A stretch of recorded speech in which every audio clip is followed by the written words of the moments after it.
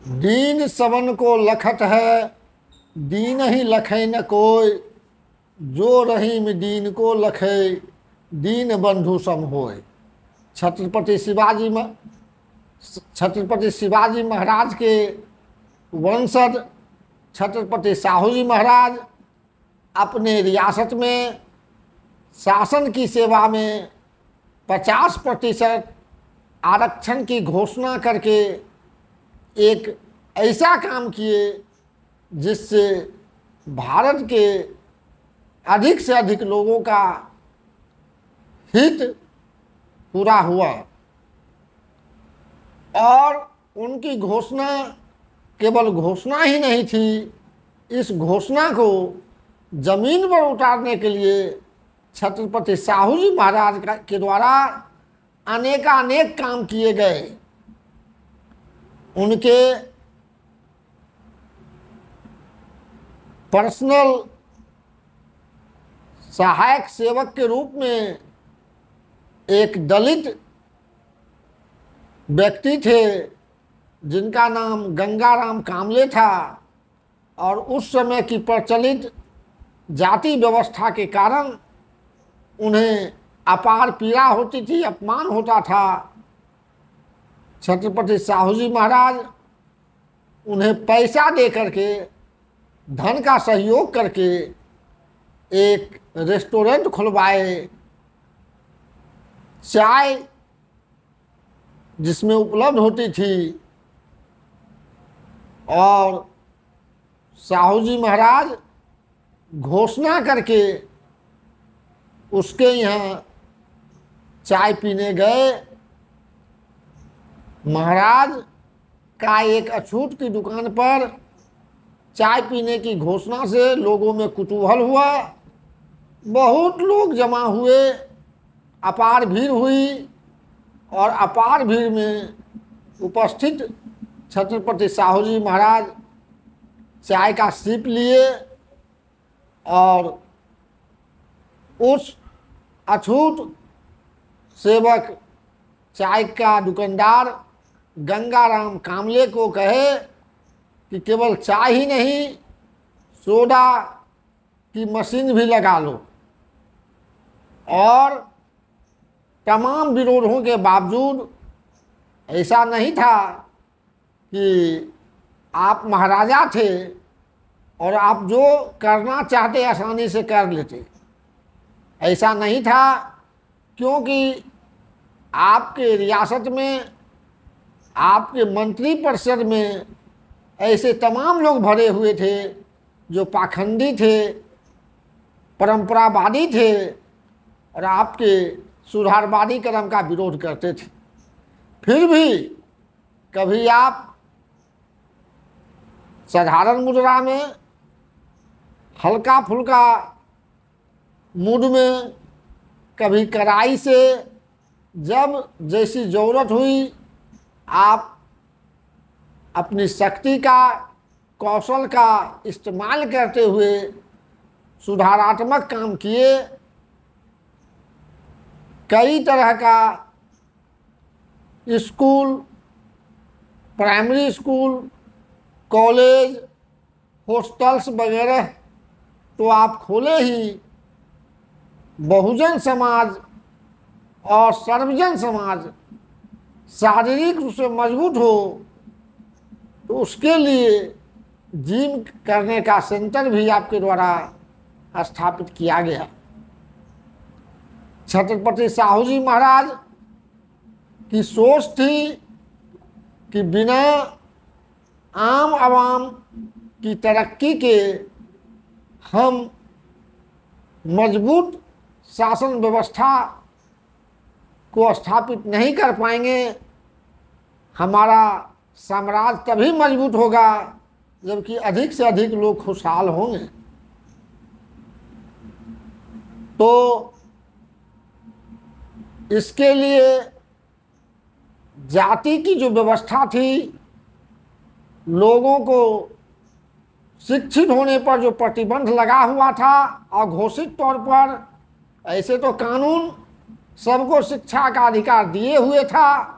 Hunter committee के समक्ष ज्योतिबा फूले के द्वारा जो सुझाव दिए गए, उसके बाद तो शिक्षा का दरवाज़ा सबके लिए खुल गया था, लेकिन व्यवहारिक तौर पर संभव नहीं हो पा रहा था। उसी दरमियान संविधान शिल्पी विश्व विभूषण बाबा साहब अम्बेडकर भी शिक्षा प्राप्त करने की दिशा में आगे बढ़ रहे थे। कई तरह का सामाजिक अपमान, आर्थिक तंगी का सामना कर रहे थे। बाबा साहब अम्बेडकर तो बाबा साहब अम्बेडकर को उच्च शिक्षा प्राप्त करने के लिए छत्रपति साहू जी महाराज एक मुश्त 10,000 रुपया का, उस समय का 10,000, आज का 10,000 नहीं, सहयोग करके विदेश पढ़ने के लिए भेजे थे। और जब विदेश से पढ़कर बाबा साहब आए तो यह हमें जानकारी मिली कि बाबा साहब को रिसीव करने महाराज अपनी सारी मर्यादा को ताक पर रखकर बाबा साहब को रिसीव करने स्टेशन भी गए थे। और बाबा साहब की पत्नी माता रमाबाई अम्बेडकर बाबा साहब को रिसीव करने के लिए जाने के समय माता रमाबाई अम्बेडकर को पहनने के लिए साड़ी की कमी थी, साड़ी का अभाव था। तो छत्रपति साहू जी महाराज उन्हें अपनी पगड़ी दे दिए और पगड़ी पहनकर तब माता रमाबाई अम्बेडकर बाबा साहब अम्बेडकर को रिसीव करने गई। बाबा साहब अम्बेडकर को देखकर छत्रपति साहू जी महाराज काफ़ी खुश रहते थे और उनको लगता था कि जिसकी आधारशिला ज्योतिबा फूले रखे, उसको हम अपनी क्षमता और हैसियत के मुताबिक अपने रियासत में बढ़ाए।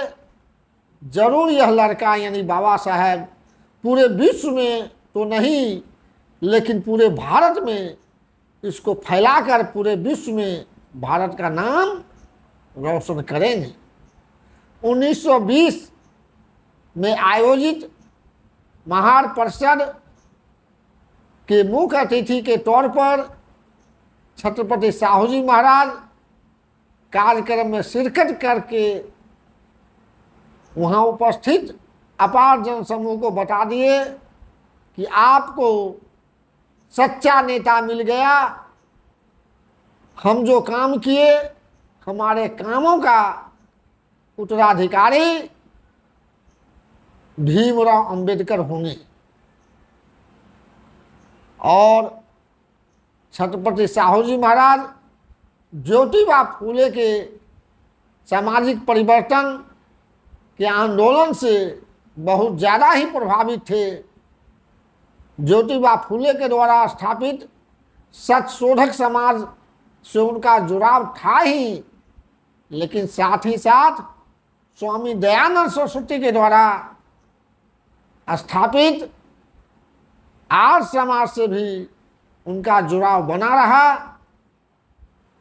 तो इन दोनों संगठनों से, जो दोनों संगठन परस्पर कंट्राडिक्टरी है, फिर भी साहू जी महाराज दोनों संगठनों से जुड़कर अपने लोगों के जीवन को नियमित और व्यवस्थित बनाकर आगे बढ़ने का जो रास्ता बताए, साधन दिए, और जिसके कारण अधिक से अधिक लोग नारकीय जीवन और यंत्रणा को झेल रहे थे।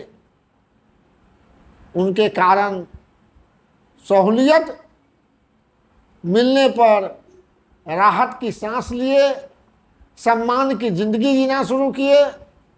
हालांकि छत्रपति साहू जी महाराज ज्योतिबा फूले से पहले के थे और ज्योतिबा फूले उनको अपना आदर्श माने, लेकिन शिक्षा की कमी के कारण, जिस तरह की शिक्षा चाहिए थी उसकी कमी के कारण जो काम छत्रपति शिवाजी महाराज अपनी प्रजा के लिए नहीं कर पाए, उसे उनके वंशज छत्रपति साहू जी महाराज किए। इस तरह से छत्रपति साहू जी महाराज का मानवता के आंदोलन के इतिहास में जो योगदान है, और गेल अम्बेद के द्वारा चर्चित शोध का विषय, जो उनका शोध का विषय था cultural revolution in colonial India, तो ज्योतिबा फूले से शुरू हुआ और छत्रपति साहू जी महाराज के बारे में आप जान चुके।